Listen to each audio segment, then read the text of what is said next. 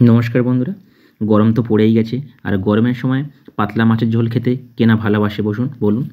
তা চলুন, আজকের আমি একটা ডাঁটা দিয়ে বাটা মাছের পাতলা ঝোলের রেসিপি শেয়ার করব। একদম সিম্পলভাবে, কম মশলা কম তেল মশলা দিয়ে একদম সিম্পল রেসিপি শেয়ার করব। চলুন, এরকমই হবে রেসিপিটা।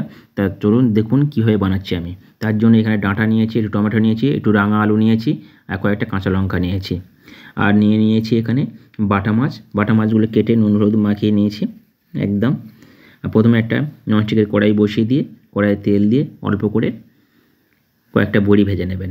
এরকম কয়েকটা বড়ি দিয়ে দিলাম, দিয়ে বড়ি ভেজে লাল লাল করে বড়িগুলো ভেজে নেবেন। দেখুন বড়িগুলো এরকম লাল লাল করে আমি ভেজে নিচ্ছি।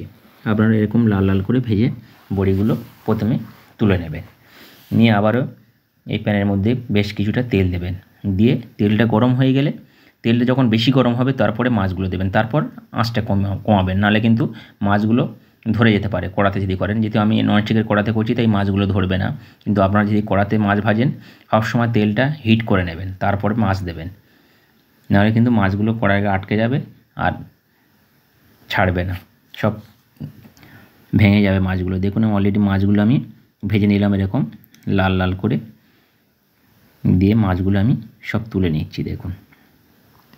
নিয়ে আবার এই তেলের মধ্যে দিয়ে দেবো। আর তেল দেবো না, আমি অল্প তেলে রান্না করি বন্ধুরা। আপনারা দেখেছেন আমার রেসিপিগুলো, ওপরে অত তেল ভেসে থাকে না। আর তেল চপচপে করে আমি রান্নাও করি না, সিম্পলি রান্না করি আমি কিন্তু একদম। তো এই তেলের মধ্যে দিয়ে দেবো অল্প করে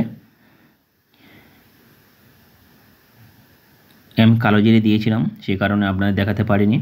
তো এখন আমি এর মধ্যে সব সবজিগুলো দিয়ে দিলাম। দিয়ে আবার আমি একটু ভালো করে নাড়াচাড়া করে নেব।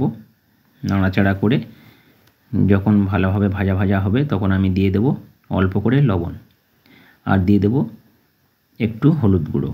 দিয়ে আবারও বেশ কিছুক্ষণ এটা কষিয়ে নেব। এর মধ্যে যে টমেটোটা কেটে রেখেছিলাম টমেটোটাও দিয়ে দিলাম। দিয়ে আবারও এইভাবে বেশ কিছুক্ষণ আমি কষাতে থাকব, যাতে সবজিগুলো ভালোভাবে ভাজা ভাজা হয়। যত ভাজা ভাজা হবে খেতে কিন্তু ভালো লাগে। আর জাস্ট আমি এখানে অল্প করে দিয়ে দেবো আদা আর জিরে বাটা। যেহেতু এটা একদম প্লেন ঝোল রান্না করছি, তাই আদা জিরে বাটা দিয়ে আমি কিন্তু এই মাছের ঝোলটা রান্না করছি একদম সিম্পলভাবে। একদম দেখুন তেলও কম আর সিম্পল রান্না করছি। আমার রান্নাগুলো কিন্তু একদম সিম্পল, আমি বেশি মশলা খাই না। যত বেশি মশলা খাবেন তত তাড়াতাড়ি হসপিটালে ডাক্তারখানা যেতে হবে। তাই বলছি তেল একটু কম খাবেন। এখন প্রত্যেকটা মানুষের হার্টের সমস্যা। কোভিডের পর থেকে হার্ট একদম যাচ্ছে তাই হয়ে গেছে। সবাই তেল একটু কম খান, ওপরে তেল দিয়ে কালার করার কোনো দরকার নেই। তো এইভাবে আমি জল দিয়ে দিলাম, দিয়ে এখন ঢাকা চাপা দিয়ে দিলাম। বেশ 6-7 মিনিট পরে আমি চাপাটা খুলে দেখব। আর দেখুন আমার কিন্তু এই কালারটা একদম সাদা হবে, এরকম একদম লাল হচ্ছে না। আমি কিন্তু গুঁড়ো লঙ্কা দিচ্ছি না, তাই এখানে একদম এরকম সাদা হয়ে থাকবে। আমি বড়িগুলো ভেজে রাখা বড়িগুলোও দিয়ে দিলাম। দিয়ে আমি এখন দিয়ে দেব যে মাছগুলো আমি ভেজে রেখেছিলাম, মাছগুলো ওপর থেকে সাজিয়ে দেব। দেখুন এইভাবে মাছগুলো আমি দিচ্ছি। আপনারা কিন্তু এরকম প্লেন ঝোল রান্না করতে পারেন, জ্যান্ত মাছ দিয়ে, ডাঁটা দিয়ে, রাঙা আলু দিয়ে, এইভাবে বড়ি দিয়ে মাছের ঝোল বানাতে পারেন। খেতে কিন্তু খুব দারুণ লাগে, কিন্তু আদা জিরে বাটা দিতে হবে, তাহলে আরও সুস্বাদু হবে। এইভাবে দিয়ে মাছগুলো দিয়ে আবারও বেশ কিছুক্ষণ আমি এটাকে ঢাকা চাপা দিয়ে হতে দেব। তাহলে ঝোলটা মাছের মধ্যেও যাবে আর ঝোলটার মধ্যে অনেকটা টেস্ট আসবে। ঢাকা চাপা দিয়ে দিলাম, দিয়ে আবারও ফিরে এলাম। দেখুন একদম কি দারুণ হয়েছে। আমি এখানে ধনে পাতাটা কিছু দেবো না, একটা আদা জিরে বাটা দিয়েছি। এটার একটা আলাদা সেন্ট হয়, দেখবেন যখন ধনে পাতা দিলে ধনে পাতার মতন একটা ফ্লেভার বেরোবে। আমি এইভাবে খাই গরমের সময় বন্ধুরা। আপনারা এইভাবে একবার হলেও ট্রাই করতে পারেন।